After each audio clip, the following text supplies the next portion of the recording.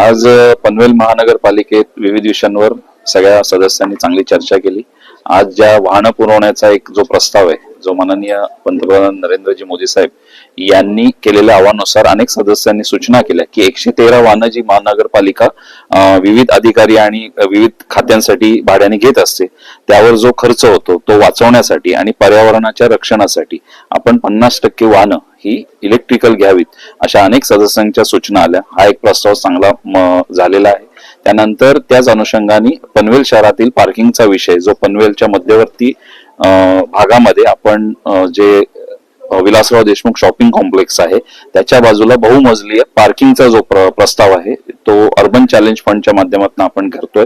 त्याच्यानंतर देहरंग धरणाच्या पुनर्बांधणीचा जो प्रस्ताव आहे त्यासाठी जे जमीन संपादित करणार आहोत तो प्रस्ताव सुद्धा आज अर्बन चॅलेंज फंडच्या अंतर्गत मंजूर करण्यात आलेला आहे। त्यामुळे लोकहिताचे चांगले निर्णय या इथे झालेले आहेत। या संदर्भामध्ये तुमच्याच एक सत्ताधारी नगरसेवकांनी असं म्हटलंय की महानगरपालिकेच्या 3 गाड्या जे मंत्री महोदय धक्कादायक वक्तव्य ऍक्च्युअली हे सगळं माहिती समोर आलेली आहे। हो, त्यांनी खरोखर या विषयाची मलाही कल्पना नाहीये, परंतु आज त्यांनी सभागृहामध्ये असं वक्तव्य केलेलं आहे। त्यामुळे मी निश्चितच प्रशासनाला सांगेन की या बाबतचा लवकरच अहवाल सादर करावा।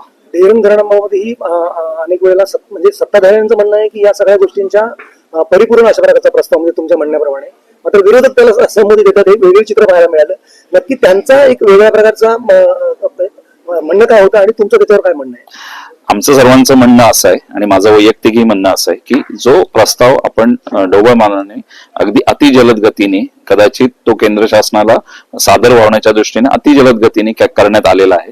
त्यामुळे तो जर परिपूर्ण नाही झाला तर बऱ्याच वेळेला असे प्रस्ताव केंद्र शासनाकडे जाऊन पुन्हा येतात, त्यामुळे त्याच्यामध्ये वेळेचा जास्त अपव्यय होतो। त्यामुळे आता जो प्रस्ताव आणि याची माहिती की हा फंड कसा उभारणार आहे, की जागतिक बँक किती लोन देणार आहे, इतर जो निधी आहे तो आपण पब्लिक बॉन्डच्या रूपाने उभे करणार आहोत, त्याचं काय स्वरूप असेल हे सगळं सदस्यांना, सन्मान्य सदस्यांना माहित असेल तर ते आपण पनवेलकरांना सांगू शकतो। त्यामुळे हा प्रस्तावाबद्दल आम्ही हा स्थगित ठेवण्यात आलेला आहे। त्याची पूर्ण माहिती, परिपूर्ण माहिती घेऊन आणि तो परिपूर्ण रीतीने केंद्र शासनाला सादर व्हावा यासाठी आज आम्ही तो स्थगित ठेवलेला आहे। प्रस्ताव काय आहे, किती जमीन ऍक्विजिशन होणार आहे, काय नक्की बांधकामाचं स्ट्रक्चरचं किंमत किती आहे, जागतिक लोन किती आहे, काय नक्कीच हेच माहिती प्रशासनाने पूर्ण दिलेली नाही। आपलं जे म्हणणं आहे तेच की या बाबतीत आपण घाईघाईने सगळं हे झालेलं आहे। त्यामुळे ह्याच्यातलीच परिपूर्ण माहिती सर्व सभागृहाला माहिती व्हावी यासाठीच हा प्रस्ताव आपण विचारलेला आहे। आपण साधारण एक 500 एकरच्या आसपास आपण जमीन संपादित करण्यासाठी लागणार आहे। साधारण 370 ते 400 कोटीचं बँक लोन आपण यामध्ये घेणार आहोत, परंतु हे सगळी माहिती आहे ही ढोबळमानाने आहे, तर ती अॅक्युरेट व्हावी यासाठीच आपण हा प्रस्ताव स्थगित ठेवण्यात आला। त्या देहरंग धरणाला तुम्ही जोडून वेगळं स्ट्रक्चर निर्माण करणार आहात?